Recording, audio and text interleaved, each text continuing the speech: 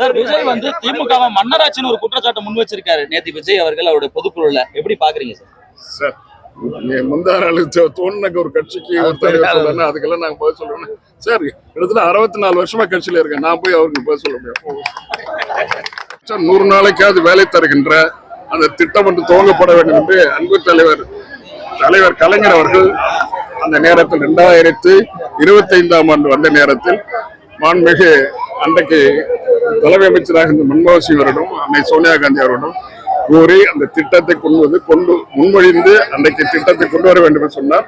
அதன் அடிப்படையில் அமைச்சரை கூடி இந்த திட்டத்தை கொண்டு வருவதற்கு ஏற்பாடு செய்து 2025 ஏற்பாடு செய்து 2026 பிப்ரவரி மாதம் இந்த திட்டம் நடைமுறைப்படுத்தப்பட்டது.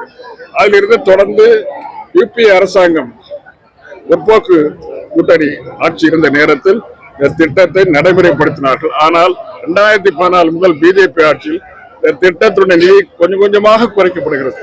குறிப்பா பாத்தீங்கன்னா இந்த ஆட்சியில் 2020-21 1,11,000 கோடியா இருந்தது திட்டத்துக்கு பட்ஜெட்ல. அதுக்கப்புறம் 21-22 98,000 கோடி ஆச்சு. 22-23 89,000 கோடி ஆச்சு. 24-25 இது 86,000 கோடி ஆச்சு. இப்படி குறைந்துகிட்டே வருது. 1,16,000 கோடி பட்ஜெட்ல ப்ரொவிஷன் இருந்ததே குறைஞ்சிட்டே வருது. இது தொடர்ந்து இப்போ குறைக்கப்படுகிறது. இந்த பதில் வந்து அரசாங்கம் கொடுத்த பதில். சென்ற 25ஆம் தேதி பதில் வைக்கிறாங்க. லோக்சபால பதில் வைக்கும் போது 12,603 கோடி ரூபாய் போன வருஷம் கொடுத்துருக்காங்க. இந்த ஆண்டுல 7,391 அவங்க கொடுத்த பதில். 5,000 கோடி குறைக்கப்படுகிறது அவங்களே சொல்றாங்க. நம்முடைய கணக்கு பிரகாரம் 4,034 கோடி குறைஞ்சிருக்குது அப்படின்னு தலைவர் சொல்லியிருக்காங்க. இது சட்டமன்றத்தில் சொல்லியிருக்காங்க.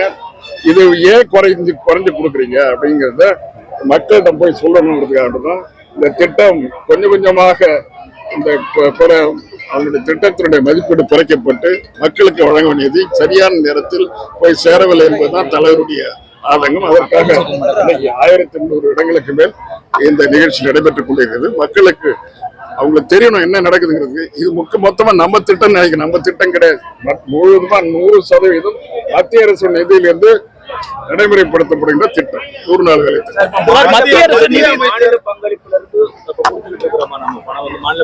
இப்ப அவங்க கொடுத்தாலும் கொடுக்காட்டியும் தலைவர் வந்து இதை எப்படி கன்சிடர் பண்ணுங்கிறது அதான் பல திட்டங்களா இருக்கு. ஒவ்வொரு வீட்டுக்கு 1000 ரூபாய் மகளிருக்கு கலைஞர் மகளிர் திட்டம் கொண்டு வந்து அதை கொடுத்துருக்காங்க. வீட்டு பெண்ணு 12ஆவதுக்கு மேல படிக்கிறதுன்னா அதுக்கு 1000 ரூபாய் கொடுக்குறாங்க. ஆண் புதுமை அது 1000 ரூபாய் கொடுக்குறாங்க.